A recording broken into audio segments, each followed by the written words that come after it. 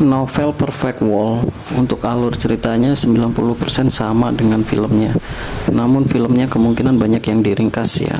Oke, langsung saja kita lanjut ke alur ceritanya, bro. Setelah mendengar perkataan dari Xiao, Qin Yining dan Xi Ziling hanya menghela nafasnya.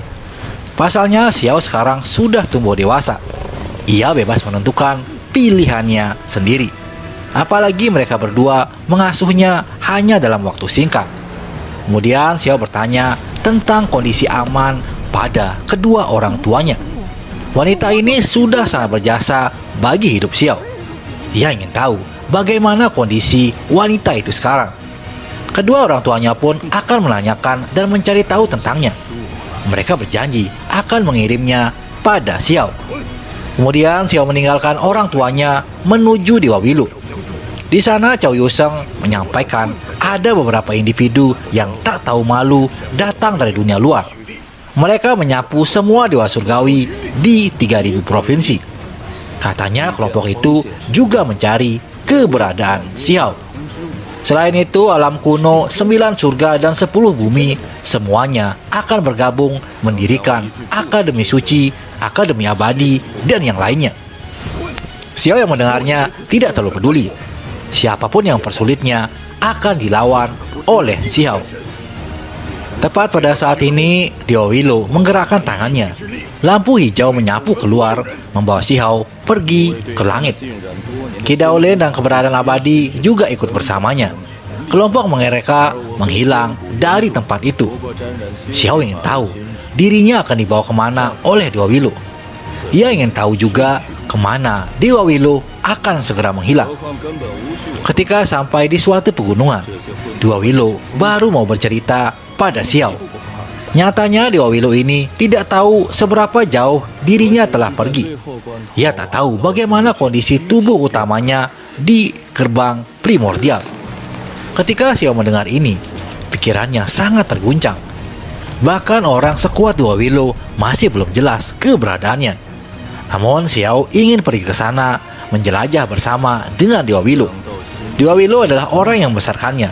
Jadi ia secara alami harus pergi bersamanya. Dewa Willow minta Xiao tidak memasuki gerbang primordial. Tempat itu sangat berbahaya. Bahkan sepanjang sejarah tidak ada yang berhasil selamat dari sana. Hanya sosok yang benar-benar abadi yang mampu melakukannya. Namun hingga saat ini tidak ada sosok yang abadi seperti itu. Keberadaan abadi saja tidak cukup untuk masuk sana. Xiao yang mendengar itu merasakan keheningan. Ia merasakan tekanan besar ketika Dewa Willow membicarakan tentang umur panjang. Pasalnya saat ini ia juga sedang mendalami jalur Dao itu. Apakah dirinya tidak akan menemukan keabadian yang ia inginkan? Selain itu, Xiao juga ingin menjadi yang paling kuat di alam atas. Dengan begitu, ia bisa menyapu semua musuhnya. Dewa Willow yang mendengar ini mengungkap kalau jalan yang Xiao ambil masih cukup rumit. Dia akan kehilangan terlalu banyak di sepanjang jalan. Kemudian Dewa Willow berkata, setelah bertahun-tahun tanpa akhir, mungkin akan ada seseorang yang seperti itu.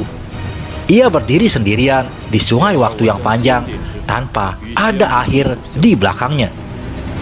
Kemudian Xiao bertanya, dunia macam apa yang akan dituju oleh Dewa Willow? Dewa ini pun menjawab, pertempuran kuno abadi, tempat yang sangat pahit. Ada yang sudah pernah pergi ke sana, tapi belum ada yang sampai ke tujuan akhir. Xiao pun jadi mengerti, tempat yang dibicarakan Dewa Willow seharusnya adalah tempat lawan-lawan itu berada. Mereka bukan milik dari 3000 provinsi dan tempat-tempat lainnya. Saat mengatakan hal ini, mata Dewa Willow mengingat masa lalu dengan penuh kasih. Kemudian Dewa Willow mengatakan banyak hal kepada Xiao, termasuk peristiwa masa lalu di desa batu dan teman lama di alam bawah. Ia tidak ingin membicarakan topik yang terlalu serius lagi. Dewa Willow yang diajak Xiao berbicara ini adalah jejak yang ditinggalkan oleh Dewa Willow di dunia ini sebelum memasuki gerbang primordial. Tidak banyak waktu yang tersisa. Tubuhnya akan segera menyebar. Lantas sebelum menyebar, Dewa Willow ini akan menunjukkan teknik terakhir untuk melihat apakah sesuatu akan terjadi di masa depan. Xiao yang mendengar itu langsung terguncang. Apakah ia benar-benar akan melihat masa depan? Dampak apa yang akan terjadi jika ia melihat sebelumnya? Setelah membuat keputusan, Dewa Willow pun mulai menggunakan teknik berharganya. Setelahnya, Dewa Willow duduk di puncak gunung, melahap esensi matahari dan bulan. Tubuhnya tampak beresonansi dengan alam semesta yang besar. Pada saat ini, gelombang kekuatan misterius melonjak, menyebar keluar dengan Dewa Willow sebagai pusatnya. Seolah-olah mereka kembali ke saat langit dan bumi baru dibuka. Yang tersisa hanyalah materi paling primitif, serta kesunyian yang mendalam. Cahaya kacau tersebar keluar, energi abadi menyelimuti udara. Ada juga pertempuran hebat yang terjadi di kejauhan. Tiba-tiba suara gemuruh meletus antara langit dan bumi. Dewa Willow mulai bergerak, terus-menerus membentuk jejak dan melantunkan mantranya. Dewa Willow menampilkan jenis ramalan, memungkinkan Xiao untuk melihat masa depan yang ingin ia pelajari. Apa yang ingin kamu lihat? Kamu harus melihat dengan sungguh-sungguh. Dewa Willow melepaskan teriakan rendah pada Xiao. Tiba-tiba sebuah sungai besar membanjiri keluar, melonjak dari depan mata mereka. Apakah itu sungai waktu? Xiao tidak tahu, tetapi ia melihat beberapa pemandangan yang membuat pikirannya sangat terguncang. Ada orang-orang kuno yang berada di masa kejayaannya, namun mereka dengan cepat menurun dan jatuh dari masa keemasannya. Pikiran Xiao kembali tercengang. Ia tidak lagi menonton adegan-adegan itu, melainkan ingin melihat tujuan akhir dari sungai waktu ini. Xiao yang menyaksikan dunia batin dari Dewa Willow serta masa depannya. Pada saat itu, Xiao melihat dirinya yang lain, tetapi orang itu jelas lebih dalam dan lebih berpengalaman. Ia ada di dunia itu sendirian, berdiri di atas 10.000 dao, mengalami kesunyian yang luar biasa. Ia menahan kesedihan selama bertahun-tahun tanpa akhir. Ketika ia berbalik, sebenarnya sudah tidak ada apa-apa lagi. Seluruh dunia juga telah hancur. Hanya ia sendiri yang tersisa di sana. Ini adalah pemandangan yang dilihat Xiao dan hatinya sangat merasa sedih. Kemudian Xiao melihat Dewa Willow di masa depan. Tak disangka, ia melihat sebuah pohon willow hitam hangus dan tidak bergerak sedikit pun. Xiao berteriak sangat keras. Ia menolak untuk percaya dengan semua ini. Pemandangan itu terlalu menyedihkan. Xiao meraung dan berjanji akan merubah masa depan. Ia akan melawan takdir yang sudah dituliskan. Setelah beberapa waktu, semua menjadi normal kembali. Keberadaan abadi dan Kidolin juga mendekati Xiao. Mereka dari tadi berdiri di kejauhan dan tidak ingin mengganggu. Kidolin dan keberadaan abadi bertanya, apa sebenarnya yang sudah dilihat oleh Xiao? Mata Xiao langsung memerah, hidungnya juga menjadi masam. Xiao menatap mereka berdua, takut tidak akan pernah melihat mereka lagi. Di dunia itu, ia sendiri adalah satu-satunya yang tersisa. Yang lainnya telah menghilang. Bahkan seseorang yang sekuat Dewa Willow hanya meninggalkan tumpukan kayu yang hangus. Dewa Willow hanya menghela nafasnya. Ia sendiri tidak dapat melihat masa depan untuk dirinya. Namun, dari raut wajah Xiao, ia tahu kalau ada sesuatu yang sangat buruk. Kemudian Dewa Willow berkata, kalau masa depan itu tidak ditentukan, apa yang Anda lihat belum tentu menjadi kenyataan. Akan selalu ada untayan harapan untuk mengubah segalanya. Xiao yang mendengarnya tidak lagi menjadi mendung. Ia merasa semangat hidupnya sudah kembali. Segera setelah itu, Dewa Willow tidak bisa lagi bertahan lebih lama. Tubuhnya mulai runtuh dan berubah menjadi untayan cahaya. Sebelum menghilang, Dewa Willow berpesan agar Xiao bisa mencari jalan daunnya sendiri. Ki Daolin juga berjalan mendekat, memberitahu Xiao tentang banyak hal. Ia juga akan pergi lagi untuk mencari aula tertinggi di wilayah tak berpenghuni. Berada abadi juga memberikan tepukan pada bau Xiao dan langsung menghilang. Semua ahli hebat itu telah pergi. Tempat ini segera menjadi sunyi. Xiao berdiri di tempatnya dan agak merasa linglung. Kemudian setelah beberapa waktu, Xiao pergi dari sana tanpa arah tujuan. Ia meninggalkan tempat konflik ini menuju 3.000 provinsi. Beberapa hari kemudian, Xiao sudah pulih dari luka-lukanya. Jalannya sangat panjang, dan ia masih punya waktu. Tidak ada gunanya untuk khawatir saat ini. Daripada khawatir, Xiao lebih baik santai dan melakukan apa yang harus ia lakukan. Keesokan harinya, Xiao meminjam beberapa formasi transportasi untuk pergi ke Provinsi Iblis. Ia ingin bertemu lagi dengan kakeknya. Sebuah gunung berapi meletus di sana. Dewa Iblis Agung berjalan keluar dari magma dengan semangat yang besar. Seluruh tubuhnya mengeluarkan energi darah yang berkembang. Si Zongtian merasa sangat senang. Ia tak mengira akan benar-benar melihat cucunya lagi. Di gunung itu, Xiao bercerita banyak hal tentang pencapaiannya sampai sekarang. Di bawah langit, nama Huang sudah diakui semua orang. Bahkan ia dianggap sebagai orang nomor 1. Xiao juga memberi obat-obatan suci serta obat setengah ilahi pada kakeknya. Ia juga memberikan buah dewa surgawi pada si Zongtian. Tentu saja kakeknya ini menjadi sangat terkejut. Pasalnya semua itu didapat Xiao dengan mempertaruhkan nyawa. Awalnya ia tidak mau menerimanya, tapi karena terus dipaksa, ia pun langsung mengambilnya. Hal ini sebenarnya dilakukan Xiao karena ia takut dunia luar sudah semakin kacau. Xiao telah melepaskan pembantaian besar di Immortal Answer. Banyak sekte menyimpan dendam padanya. Ia tak mau orang terdekatnya mengalami bahaya karena perbuatannya. Setelah tinggal beberapa hari bersama kakeknya, Xiao melanjutkan lagi perjalanannya. Ia ingin menjadi lebih kuat dan tidak bisa tinggal di satu tempat. Lalu Xiao menuju Provinsi Dosa dan pergi ke area yang penuh dengan pohon murbei. Itu seperti adegan di masa lalu. Gadis-gadis sibuk bekerja di sekitar pohon murbei api. Xiao berjalan di dalam hutan sendirian untuk menemui seorang teman lama. Namun tak disangka, semua pemandangan yang dilihatnya di masa lalu sudah berubah. Hanya ada abu bekas pembakaran di tempat itu. Xiao sangat bingung di mana Holinger berada sekarang. Pada saat itu Xiao segera merasakan firasat buruk. Ia datang ke sana hanya untuk mencari Holinger. Namun pada akhirnya ia melihat pemandangan yang mengerikan. Xiao yakin bahwa bukan Holinger yang melakukan ini semua.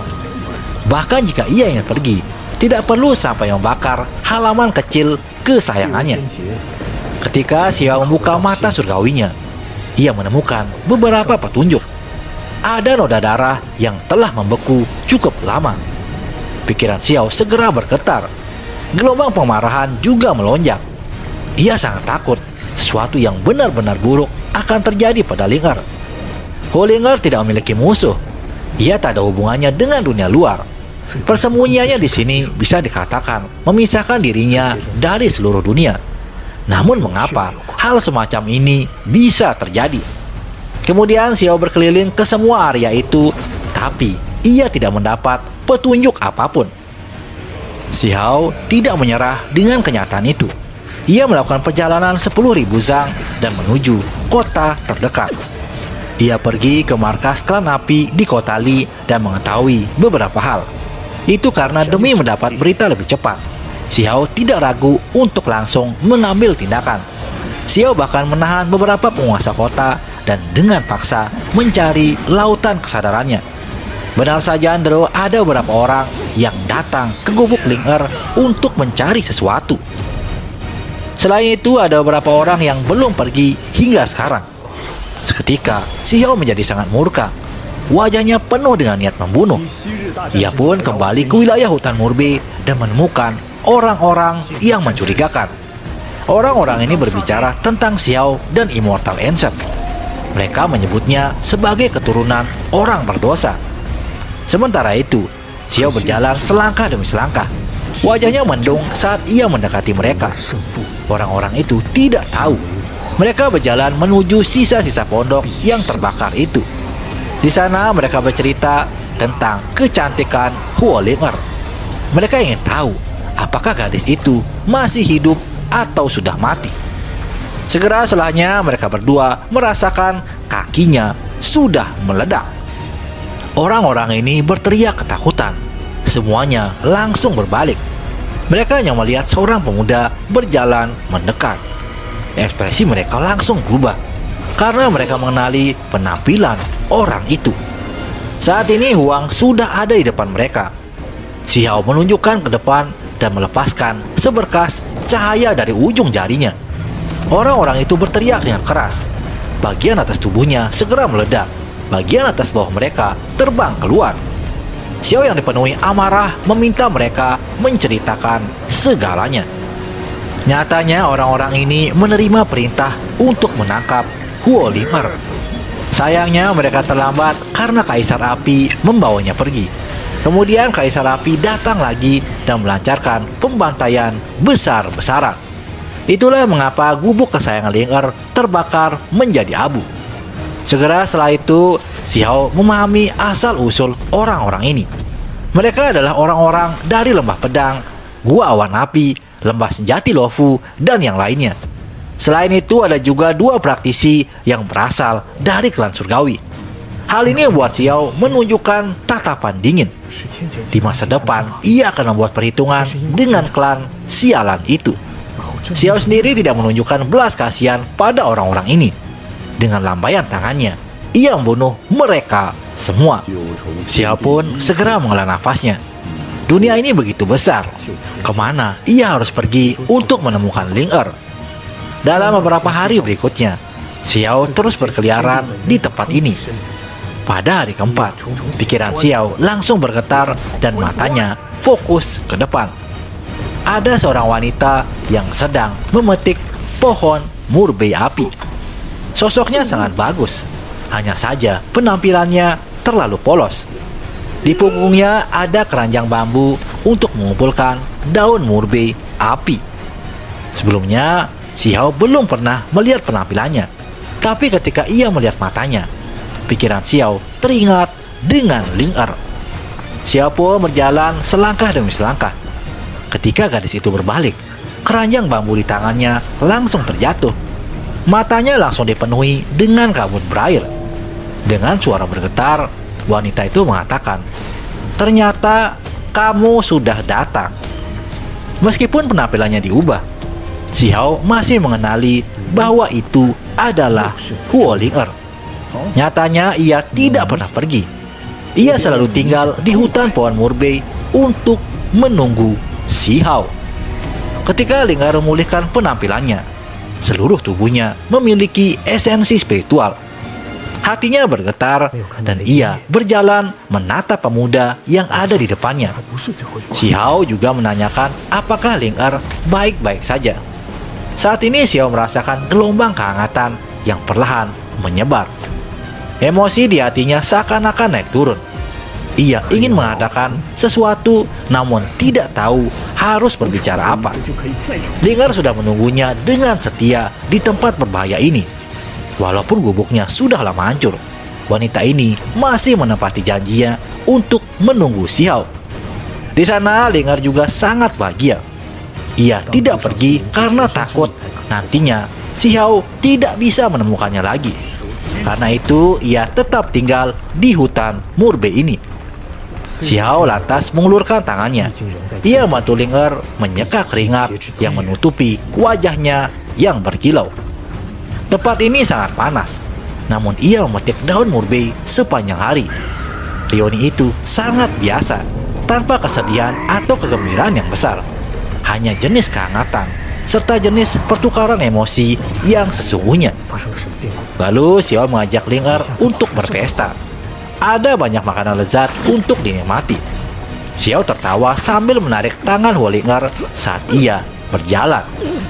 Mereka menemukan tempat yang damai dengan sungai di pinggirnya. Linger segera tersenyum, seolah-olah ia kembali ke alam bawah dan menikmati hidangan bersama Xiao. Saat itu Dewa Surgawi Naga Banjir menjadi menu utama. Sontak Linger menjadi sangat tercengang. Ia ingin tahu apa yang sebenarnya dialami Xiao di Immortal Ancient. Dengan santai Xiao menjawab, selain kultivasi, itu hanya berkelahi dan membunuh yang lainnya.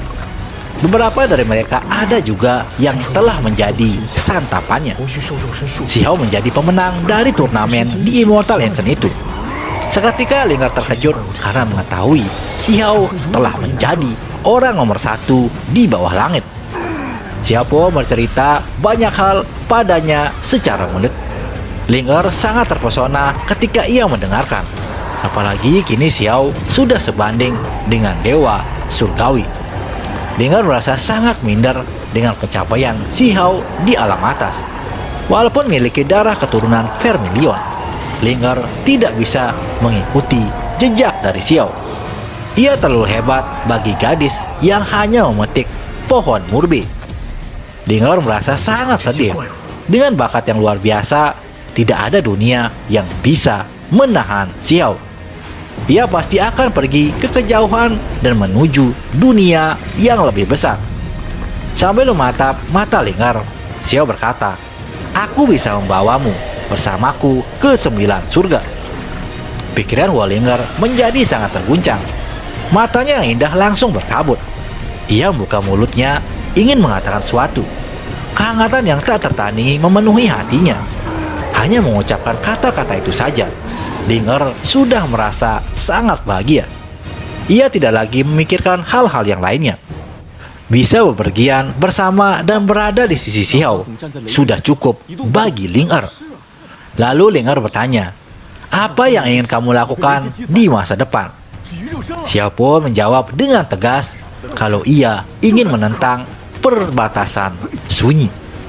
Ia ingin memasuki dunia yang dilihat oleh Dewa Willow. Xiao akan bertarung di sana dan mengubah dunia. Linger tak pernah berpikir Xiao akan mengambil jalan seperti itu. Benar-benar suatu yang berskala sangat luar biasa. Sambil berpesta bersama, Xiao menghadiahkan buah Dewa Surgawi pada Linger. Tentu saja gadis itu menjadi terpana. Awalnya ia tak mau menerimanya, tapi karena terus didesak, Linger langsung memakannya. Segera setelah itu, simbol tak berujung melonjak, memasuki darah dan tulangnya. Ia segera tenggelam di bawah cahaya keemasan. Linger merasa seperti terlahir kembali. Kultivasinya meningkat dengan pesat. Kekuatan magis juga mulai menguat. Linger mengalami perubahan yang sangat jelas. Pada siang dan malam berikutnya, garis keturunan burung Vermilion dibuka satu langkah lagi. Dagingnya menjadi sempurna, putih berkilau dan cemerlang. Xiao hanya tertawa melihat perubahan itu. Linger kini tak perlu khawatir lagi tentang kultivasinya.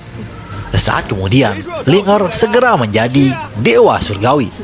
Ia merasa sangat senang dan mengucapkan banyak terima kasih pada Xiao. Setelahnya mereka berdua pergi dari tempat itu. Ketika Xiao dan Linger berpergian bersama, banyak hal terjadi di dunia luar. Semua peristiwa di Immortal Ancient tersebar ke segala arah. Hal itu memicu keributan yang sangat besar. Ada beberapa jenius yang reputasinya mengguncang dunia, dan ada juga yang tenggelam oleh kecemerlangan orang lain. Ada satu hal lagi yang tidak kalah pentingnya. Para tamu asing tidak segera pergi. Mereka menunggu semua jenius kuno dari Immortal Ancient. Lin Tian yang memang suka bertarung mengejar para jenius kuat yang kembali. Namun ia menemukan bahwa mereka benar-benar terlalu lemah. Lin Tian kembali dibuat kecewa oleh 3.000 provinsi. Sudah jelas bahwa dunia ini sudah benar-benar menurun. Tapi ia masih berharap akan mendapat perlawanan sengit dari Huang dan raja-raja kuno. Di dunia luar, angin dan hujan menyapu sangat lebat. Xiao dan Linger berkeliaran di pegunungan. Mereka merasa agak riang dan juga senang. Di sana, Xiao membicarakan tentang klan surgawi yang penuh kebencian padanya. Ia sangat marah saat mengetahui kalau klan itulah yang pertama kali mengambil tindakan pada Ling Er. Setelahnya mereka berdua pergi menuju klan surgawi. Dengan meminjam formasi transportasi skala besar, Xiao dan Ling Er tiba di provinsi surga. Kemudian dengan menggunakan batu dewa, Xiao melewati formasi untuk memasuki area penting klan surgawi. Tempat itu memiliki tanaman obat yang cukup langka. Karena tidak ada yang menyadarinya, Xiao dan Ling Er dengan santainya memanen obat-obat itu. Xiao ingin memberi pelajaran yang berat pada klan surgawi ini. Tiba-tiba, sekelompok dewa sejati mendatangi Xiao yang sedang merampok. Mereka tampak sangat marah melihat kejadian itu. Xiao lantas menggunakan teknik petirnya untuk meretas mereka semua. Hanya dalam sekejap mata, dewa sejati itu terhuyung dan terjatuh.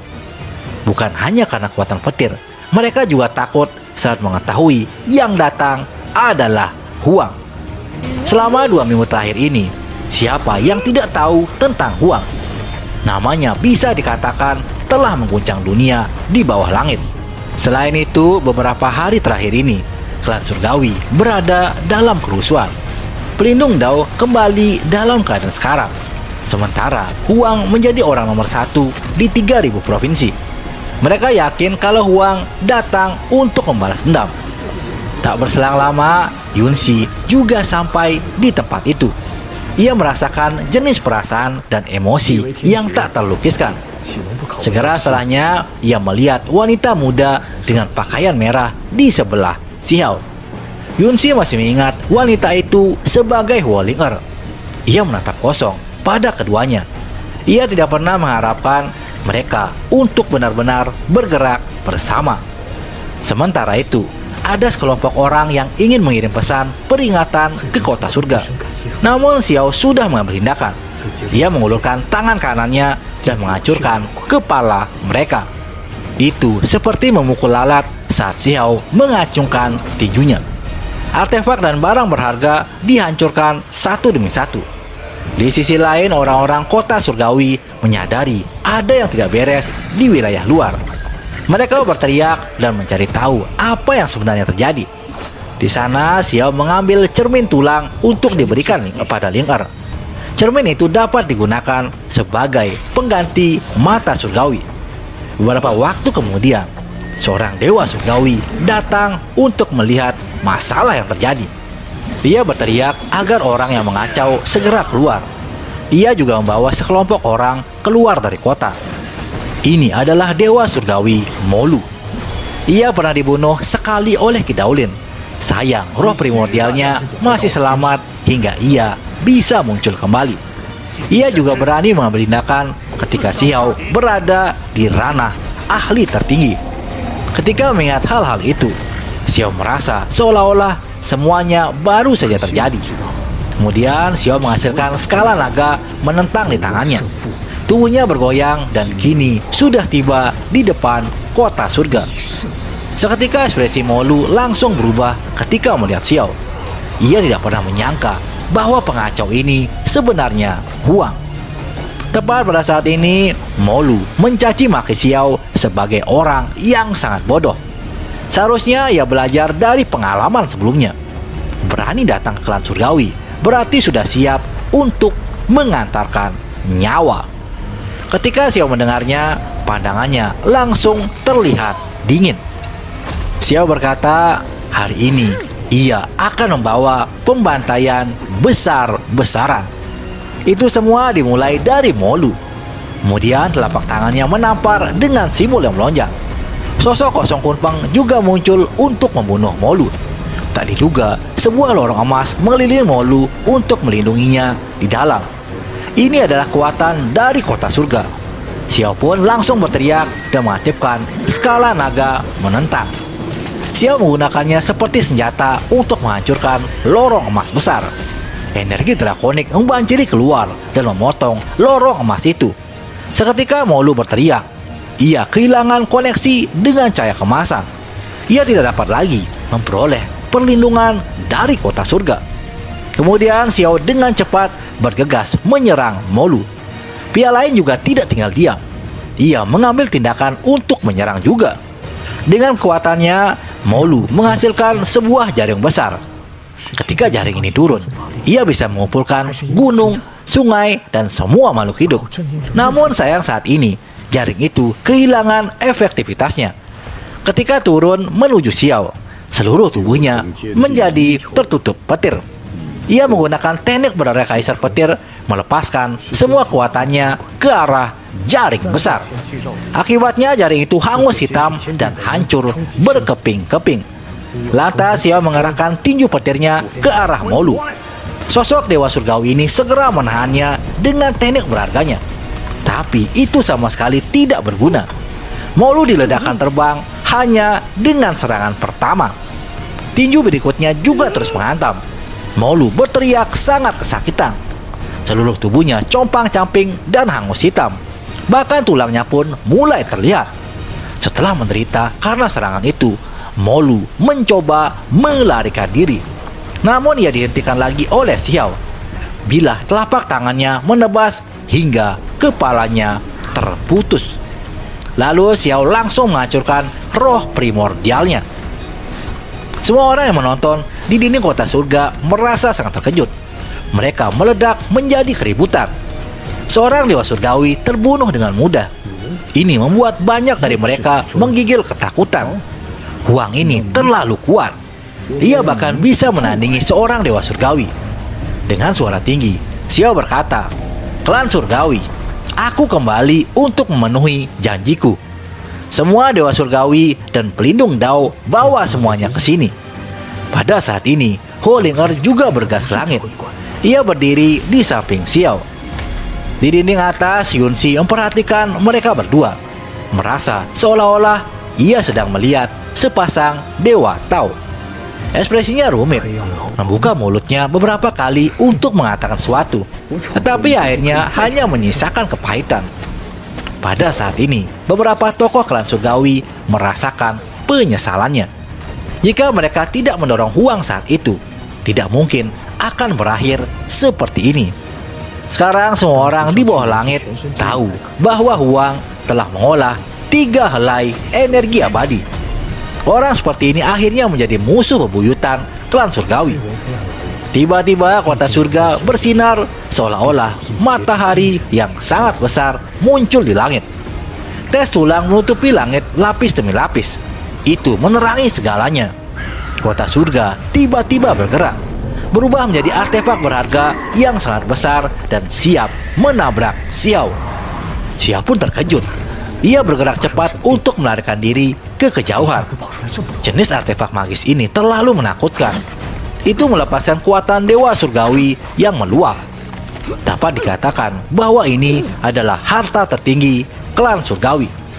Xiao membawa Holinger bersamanya. Mereka terus bergerak untuk menghindari artefak magis itu. Mereka tidak bisa menghadapinya secara langsung. Saat kemudian, seseorang berteriak di kota surga dengan nada yang membawa kepuasan dan kedinginan. Seorang penjahat kecil sudah berani menyombongkan diri. Ucapan itu terdengar oleh semua orang. Para ahli lainnya juga mengucapkan hal yang sama. Mereka tidak sedikit pun takut dengan penindasan yang diperlihatkan oleh Huang. Sementara itu, Linger menjadi cukup khawatir. Ia merasa Xiao terlalu gegabah. Bagaimanapun, ini adalah mantan klan kaisar. Sekarang mereka menyerang dengan kota surga seperti ini. Linger dan Xiao berada dalam kondisi bahaya. Xiao pun meminta Linger untuk tidak khawatir. Ia sudah membuat persiapan sebelum datang ke klan surgawi. Segera setelahnya, Xiao menghasilkan diagram 10.000 roh. Ia megangnya di depan untuk melawan artefak kota surga. Seketika, kota besar itu terhuyung mundur, meninggalkan sejumlah besar bayangan di tangan. Namun, di langit, teks tulang masih melonjak seperti gelombang laut. Tepat pada saat itu, diagram 10.000 roh kembali bersinar. Semua jenis binatang purba dan burung surgawi muncul dari dalamnya. Akhirnya, hamparan teks tulang itu segera berhamburan. Semua orang di klan surgawi sangat terkejut. Ini adalah harta karun tertinggi dari sebuah klan. Namun, tidak bisa melakukan apapun pada pemuda itu. Mereka mengepalkan tinju dengan erat. merasakan semacam ketakutan dari dalam. Kini tak ada lagi yang tersisa dari klan surgawi. Pelindung Dao juga tidak bisa berbuat apa-apa. Tak lama para tokoh memanggil Yunsi agar berbicara dengan Huang. Ia diminta agar Huang tidak lagi melepaskan pembantaiannya. Yunsi hanya bisa menghela napas pelan. Ini benar-benar tugas yang membuatnya malu dan juga pahit. Suasana hatinya juga tidak terlalu baik. Ia pun lalu mendekat untuk berbicara dengan Xiao. Di sana Yunsi menanyakan bagaimana kabar Xiao sekarang. Ia juga menyapa Linger yang kini sudah mendampingi Xiao. Namun mereka menjawabnya dengan jawaban yang sedikit ketus. Pikiran Yunsi langsung berantakan. Ia bisa merasakan betapa terasingnya dia dibandingkan Xiao. Balasan pihak lain sangat singkat dan tidak banyak bicara. Kemudian Yunsi bertanya, apakah Xiao bisa melepaskan klan surgawi dari semua ini? Kalimat ini sangat berat untuk diucapkan oleh gadis cantik itu. Lalu Xiao menjawab dan menyuruh leluhur tua untuk keluar. Ia ingin membalaskan semua dendamnya pada klan surgawi. Seketika Yunsi melebarkan matanya dan merasa sangat terkejut. Meskipun ada Xiao tenang, jenis niat membunuh itu terlalu berat dan menindas. Ia akan melepaskan pembantaian besar lagi. Di kejauhan, orang-orang di tembok kota tidak bisa mendengar percakapan mereka. Tetapi mereka bisa membaca bibir dan dengan cepat menyimpulkan apa yang ia katakan. Mereka semua tidak bisa menahan amarahnya, tapi tidak ada yang bisa mereka lakukan sekarang. Lalu Yunsi meminta belas kasihan pada Xiao agar ia melepaskan lagi klan surgawi. Klannya dapat membayar semua jenis bahan surgawi, serta banyak pil spiritual, obat-obatan berharga, dan yang lainnya. Namun jawaban Xiao sangat tegas. Ia tidak ingin mengambil langkah mundur sekarang. Ia pun menyuruh Yunsi untuk segera kembali. Karena sama-sama berasal dari alam bawah, Xiao tidak akan mempersulitnya. Tapi jika ahli klan surgawi lainnya mencoba menasihati, maka Xiao akan segera menebangnya. Yunsi tidak mengatakan apa-apa. Matanya sepenuhnya merah. Ia diam-diam berbalik dan langsung pergi. Ia menyelesaikan tugasnya, tapi hasilnya ia gagal total. Yunsi berada di tengah-tengah kedua belah pihak, benar-benar dalam situasi yang sangat sulit. Ia sudah tiba, tapi tidak bisa berbuat apa-apa. Beruntung Xiao tidak berani memasuki kota surga secara langsung. Itu adalah sebuah artefak suci. Jika Xiao masuk, maka ia akan dalam bahaya. Hari itu Xiao benar-benar mempermalukan mantan klan kaisar selama setengah hari. Jika berita ini sampai bocor, wajah klan surgawi akan semakin jatuh. Tak lama beberapa orang mulai khawatir dengan Dewa Kito. Pasalnya ia masih berada di luar kota surga. Ia juga tidak tahu dengan semua kejadian ini. Saat ini Xiao dan rekannya sedang memetik tanaman obat yang berada di luar kota surga. Tak lama Dewa Kito muncul dari kejauhan. Ia diberitahu agar segera memasuki kota surga. Saat ini Huang sedang berada di luar. Ketika mendengarnya, Kito langsung melesat seperti peluru. Tapi sayang, ia ketahuan oleh Xiao. Xiao mengaktifkan petir dan sayap kunpeng di punggungnya. Kini ia sudah berada di depan Dewa Kito. Dewa tua itu langsung menggunakan semua kekuatan ilahinya untuk melawan. Namun Xiao berhasil menebas kepalanya dengan menggunakan inti pedang miliknya. Hari itu klan surgawi sudah kehilangan dua dewa surgawinya. Moluo dan Kituo terbunuh satu demi satu. Ini adalah sebuah kerugian besar yang tak terelakkan. Banyak orang dari klan surgawi berteriak sangat keras. Namun tidak ada yang berani meninggalkan kota untuk membalas dendam. Sebuah sekte yang mulia sekarang bersembunyi karena satu orang. Benar-benar membuat mereka merasa sangat terhina.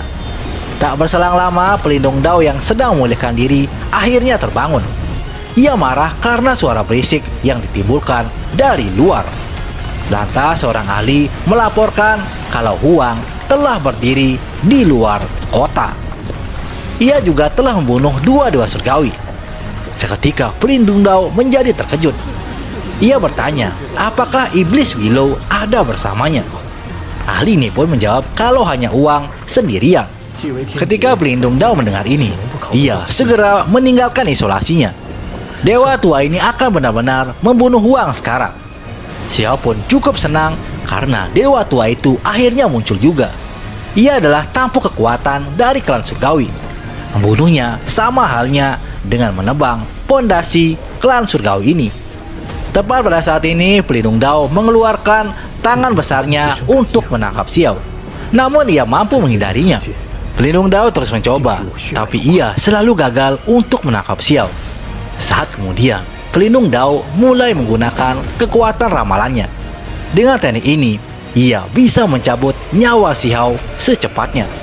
Tapi tak diduga, saat teknik ini dirilis, pelindung Dao malah batuk darah dalam jumlah besar.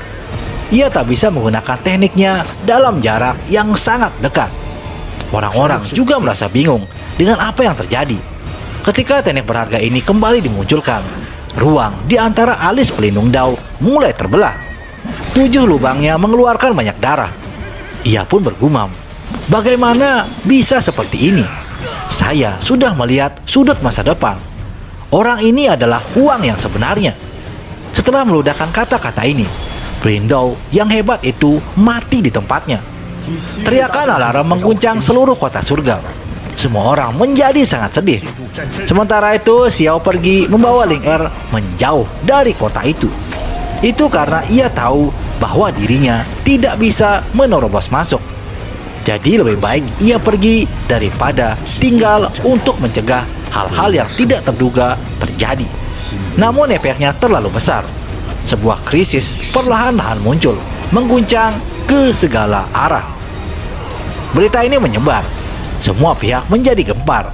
3.000 provinsi penuh dengan kebisingan. Namun Xiao tidak terlalu memperhatikan. Ia berpergian dengan Ling Er ke beberapa gunung dan lembah. Ini bukan murni jalan-jalan, tapi juga sejenis pemahaman Dao. Tempat-tempat yang mereka kunjungi semuanya memiliki makna sejarah yang besar, seperti kolam dingin yang diduga sebagai tempat tinggal naga sejati, punggungan gunung yang pernah ditinggali oleh burung phoenix. Xiao masih berada di alam pengorbanan suci. Ia belum masuki alam dewa surgawi. Bepergian melalui tanah kuno yang terkenal ini sangat bermanfaat untuknya. Sebulan kemudian mereka menyelesaikan jenis perjalanan ini. Itu karena tanpa sadar mereka telah sampai di provinsi Dosa. Di sana Xiao ingin bertemu dengan Kaisar Api. Xiao berutang budi pada pria paruh baya itu. Sekarang Xiao dan Huo Ling Er sedang berjalan bersama. Hubungan mereka sangatlah intim. Jadi ada kebutuhan yang lebih besar untuk mengunjungi Kaisar Api. Lalu Ling Er bertanya, kenapa tiba-tiba Xiao ingin mengunjungi ayahnya. Xiao pun dengan tegas berkata, aku ingin menikahi putrinya lebih cepat. Seketika Ling Er tersipu malu. Ia pun langsung memberi pukulan kepada Xiao. Ketika sampai di suatu gunung spiritual, mereka dihampiri oleh seekor serigala dengan sayap di punggungnya. Itu adalah serigala yang mereka temukan di alam bawah. Xiao pun tertawa. Ia mengangkatnya langsung. Teman kecil ini cukup melekat padanya saat itu. Di sana, Ling Er bertanya tentang keberadaan ayahnya. Namun ternyata ia sudah tidak ada di sana. Kaisar Api saat ini sedang melakukan perjalanan dan tidak tahu kapan ia akan kembali. Semua itu sangat Xiao sayangkan. Padahal dirinya ingin membicarakan masalah pernikahan dengan Kaisar Api. Wajah Ling Er kembali menjadi merah. Ia sangat senang. Kini dirinya sudah sangat dekat dengan Xiao. Inilah yang sudah ia impikan sejak dulu. Tak disangka, mimpi ini kini sudah terwujud. Kemudian Xiao mengajak serigala terbang itu untuk ikut bersamanya dengan Ling Er. Mereka pun melakukan perjalanan melalui provinsi-provinsi besar. Pada saat ini, mereka mendengar beberapa rumor bahwa alam yang lebih tinggi tidak lagi damai. Ada dunia kuno di luar 3.000 provinsi, yaitu 9 surga dan 10 bumi telah membentuk aliansi yang paling hebat. Hal ini benar-benar terungkap dalam skala yang luar biasa. Pahlawan 9 surga 10 bumi semuanya berkumpul. Secara tak terduga akan membangun akademi suci, akademi abadi, institusi dewa surgawi, dan yang lainnya. Xiao dan Ling Er terkejut dengan berita ini. Ia tidak punya waktu untuk memahami detail dunia luar setelah meninggalkan Immortal Ancient. Sementara itu, Ling Er tinggal di hutan Murbei sepanjang waktu. Mereka tidak terlalu memperhatikan hal-hal semacam ini. Mereka juga saat ini mengetahui bahwa pemilihan para jenius heroik telah dimulai. Kualifikasinya dikabarkan sangatlah ketat. Ini karena ada ahli muda asing yang bertindak sebagai penjaga gerbang. Ia sudah mengalahkan banyak jenius dari alam yang lebih tinggi. Jika mampu mengalahkan ahli muda ini, maka orang itu pasti akan diterima. Setelah mendengar ini semua, Xiao merasa agak tertantang. Ia ingin tahu bagaimana kekuatan ahli dari dunia luar. Ling Er yang mengetahui ini merasa agak khawatir lagi. Ia takut jika nantinya berpisah lagi dengan Xiao. Baginya untuk memasuki apa yang disebut Akademi Dewa Surgawi pasti sangatlah sulit. Dikabarkan hingga sekarang tidak ada satupun yang berhasil memasuki akademi itu. Xiao mencari-cari dan mengetahui bahwa ada pertemuan terhormat yang akan berlangsung di Provinsi Hijau. Itu dikabarkan sebagai pertemuan bakat luar biasa dari berbagai klan. Undangan dikirim ke berbagai provinsi besar. Ada desas-desus bahwa mereka semua ingin memasuki lembaga Dewa Surgawi. Para tamu asing juga akan berada di tempat itu. Xiao yang tanpa undangan sudah berada di Provinsi Hijau. Ia yang melihat apa yang sebenarnya terjadi di tempat ini. Saat itu kota hijau tidak tampak tenang. Semuanya mendiskusikan seberapa luas 9 surga dan 10 bumi. Banyak orang yang penasaran dengan kondisi dunia yang berada di luar 3.000 provinsi. Saat ini Xiao dan yang lainnya sudah memasuki kota. Ia mendengar banyak suara diskusi. Di pusat kota besar ada gunung batu hitam hangus. Itu sangat besar dan tinggi, mengesankan dan juga megah. Meskipun sudah rusak, auranya masih sangat mengesankan. Gunung itu adalah landmark Provinsi Hijau. Asal-usulnya sangat tidak biasa. Ada yang bilang jika itu awalnya adalah dewa gunung yang melebihi Master Sektu. Rumor juga mengatakan bahwa ia ingin melewati kesengsaraan dan menghasilkan cahaya abadi. Tetapi seberkas petir meretas tubuh aslinya, menghancurkan roh primordialnya dan hanya menyisakan sepotong tubuh gunungnya. Ada yang mengatakan bahwa gunung itu adalah tempat pertemuan para jenius. Xiao dan Ling Er langsung mendaki gunung. Orang-orang di sekitar mereka menunjukkan ekspresi iri, tetapi pada saat yang sama membawa rasa hormat. Ini adalah tempat yang menakjubkan. Meskipun badan gunung rusak, ada hukum alam aneh yang mencegah penerbangan, hanya memungkinkan untuk berjalan dengan normal. Selain itu, mereka yang tingkat kultivasinya tidak mencapai alam dewa sejati tidak dapat mendakinya. Xiao tahu gunung ini memang tidak biasa. Ia merasa seolah-olah 3 helai energi abadinya beresonansi dengan tempat ini. Di sana ada toko anggur kecil dan rumah teh di atas gunung. Keduanya di luar ruangan. Ada juga beberapa sajadah yang ditaruh para ahli di atasnya. Sekilas Xiao melihat beberapa bakat luar biasa dan semuanya adalah bakat jenius. Setelah Xiao dan Ling Er muncul, mereka tidak berjalan ke arah kerumunan, melainkan langsung menuju toko anggur kecil untuk mendengarkan diskusi yang lainnya. Banyak orang berbicara tentang tamu asing itu. Hingga sekarang, tak satu pun dari mereka yang berhasil dikalahkan. Satu orang menghancurkan semua praktisi di seluruh 3.000 provinsi. Tidak ada yang bisa menandingi mereka semua. Ini benar-benar sangat menakutkan. Tak lama, seseorang bernama Pri Xiaoyu muncul di suatu gedung berhiaskan permata. Ia merupakan individu yang kuat dan telah memasuki Immortal Ancient. Ketika Xiao melihat ke arah bangunan itu, ia merasa wanita ini cukup akrab baginya. Seolah-olah Xiao pernah bertemu dengan dia di Immortal Ancient. Beberapa orang bercerita kalau Pri Xiaoyu benar-benar luar biasa. Ia berkian tanpa hambatan melalui Immortal Ancient. Bahkan sosok ini mampu bersaing dengan raja-raja kuno. Di gunung banyak orang terlihat kagum. Orang-orang di gedung itu semuanya kuat seperti yang diharapkan. Kemudian Ling Er bertanya, apakah kamu mengenali mereka? Xiao hanya menggelengkan kepalanya. Di samping beberapa orang mendengar percakapan mereka berdua. Orang-orang ini langsung mencibir dan mengatakan, tidak semua orang bisa mengenali bakat luar biasa itu. Ling Er langsung melengkungkan bibirnya. Seseorang mengatakan ini langsung padanya. Jadi ia secara alami tidak tampak senang. Namun ia juga tidak banyak bicara. Lalu seorang ahli bertanya, dari sekte mana Ling Er ini berasal? Ini dikarenakan sosoknya terlalu cantik untuk dipandang. Sambil menoleh ke atas, Ling Er menjawab kalau mereka hanya praktisi kecil. Lantas Xiao menjawab ucapan orang-orang tadi dan mengatakan, apakah buruk jika saya tidak mengenali orang-orang jenius itu? Xiao berkata sambil tertawa dingin. Lalu beberapa orang menjawab kalau mereka telah melihat sendiri kekuatan Pri Xiaoyu di Immortal Ancient. Jadi jelas kalau mereka memang jenius yang paling kuat. Lalu dengan suara santai, Xiao menyuruh Pri Xiaoyu untuk datang padanya.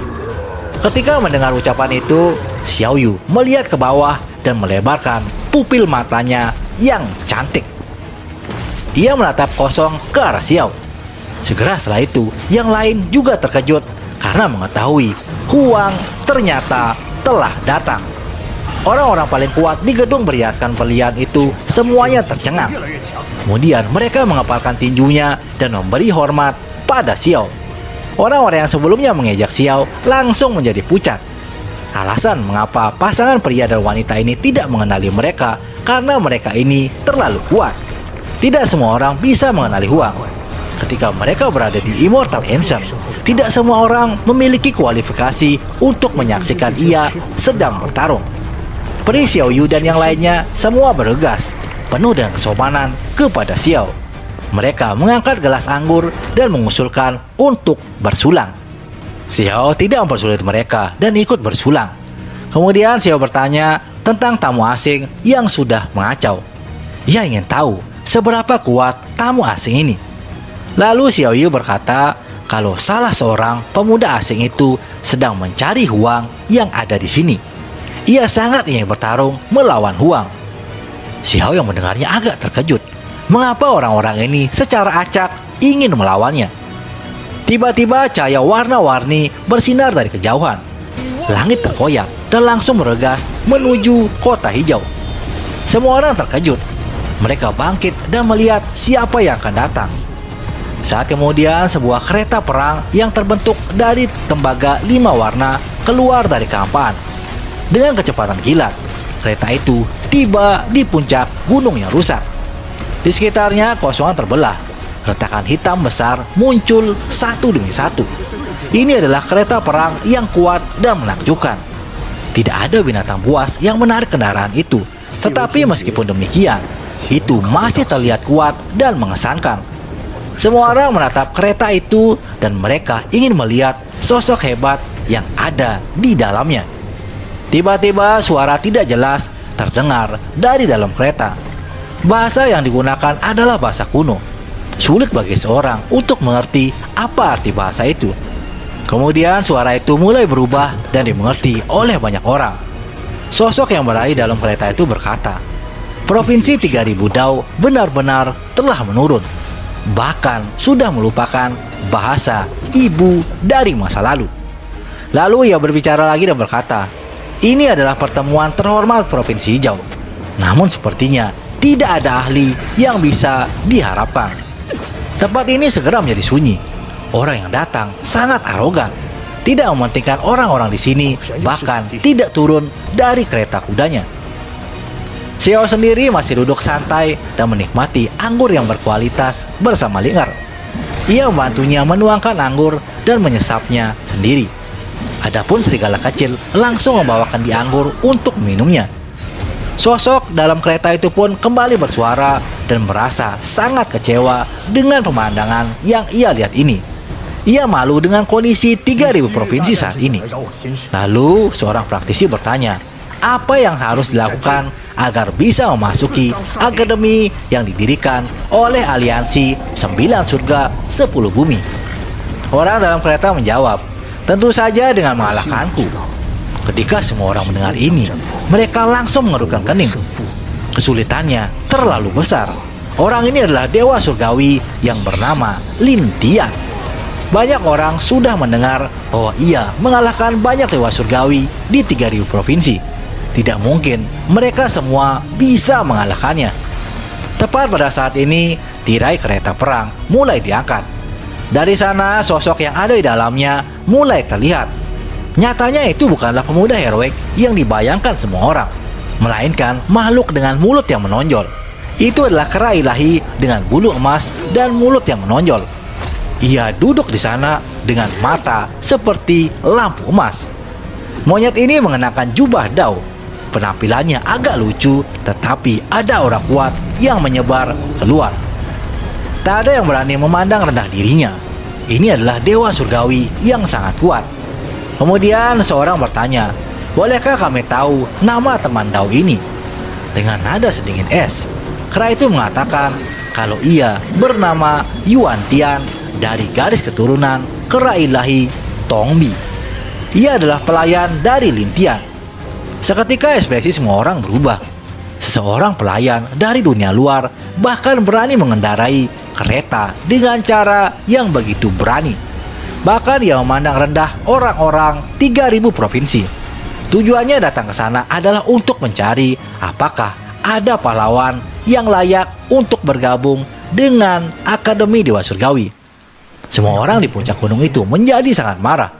Lin Tian mengirim monyet untuk menguji kekuatan ahli 3.000 provinsi. Ini benar-benar sebuah penghinaan. Mendengar perkataan itu, wajah Yuan Tian langsung tenggelam. Ia langsung menantang siapapun yang ada di kedai itu. Saat kemudian seorang dewa surgawi langsung melawan Yuan Tian. Ia membawa trompet sebagai artefak magisnya. Namun sayang, dalam beberapa kali pukulan, dewa ini sudah dikalahkan oleh kera Tongbi. Dengan nada dingin, Yuan Tian berkata, "Apakah ini yang dinamakan jenius 3.000 provinsi?" Lantas kera ilahi Tongbi menatap Xiao Yu dan juga Xiao. Sambil memperlihatkan giginya yang seputih salju, Xiao berkata, "Hanya seekor monyet. Mengapa kamu berlarian dan menyebabkan gangguan di sini?" Karena banyak orang yang memandangnya, Xiao tidak bisa melakukan apa-apa. Selain itu, Xiao juga tidak senang melihat monyet ini. Ia terlalu arogan, benar-benar memandang rendah semua orang di sini. Kera Tongbi kemudian bertanya, "Siapa ente sebenarnya?" Dengan sombongnya, Xiao meminta Yuan Tian untuk memanggil tuannya dulu. Jika tuannya sudah ada, maka ia akan memperkenalkan diri. Ia merasa tidak pantas untuk bertarung dengan kera Tongbi. Seketika kera ini menjadi marah dan langsung mengambil tindakan. Cakar menjangkau ke depan, membawa angin kencang untuk mengkores tulang. Kukunya juga berwarna emas. Panjangnya setengah kaki, melengkung seperti kait besi dan sangat tajam. Xiao masih duduk di sana. Ia tidak bangun sama sekali. Sementara itu, Lingkar merasa khawatir. Ini dikarenakan pihak lain adalah ahli asing yang sangat kuat. Namun tak diduga, Xiao dapat menghentikan serangannya. Akibatnya, Yuan Tian menjadi semakin dingin. Ia menunjukkan niat membunuh yang melonjak hebat. Cakar emas itu menjadi lebih gemerlap. Sudah melepaskan ratusan lapisan teks tulang. Kini wajah Xiao hampir sedikit lagi akan berlubang. Namun tiba-tiba cahaya kemasan itu menjadi redup. Kera ilahi itu juga terbang meledak. Kera ini menjadi semakin murka. Kukunya yang menunjukkan senjata andalannya telah dipatahkan. Lalu kera ini kembali menyerang dengan menggunakan tinju Tongbinya. Lengan kanannya membengkak, segera menjadi lebih panjang. Serangan meletus dengan kekuatan saat meledak ke arah Xiao. Tapi lagi-lagi, serangan itu berhasil dihentikan. Bahkan Xiao menghentikannya dengan gelas anggurnya.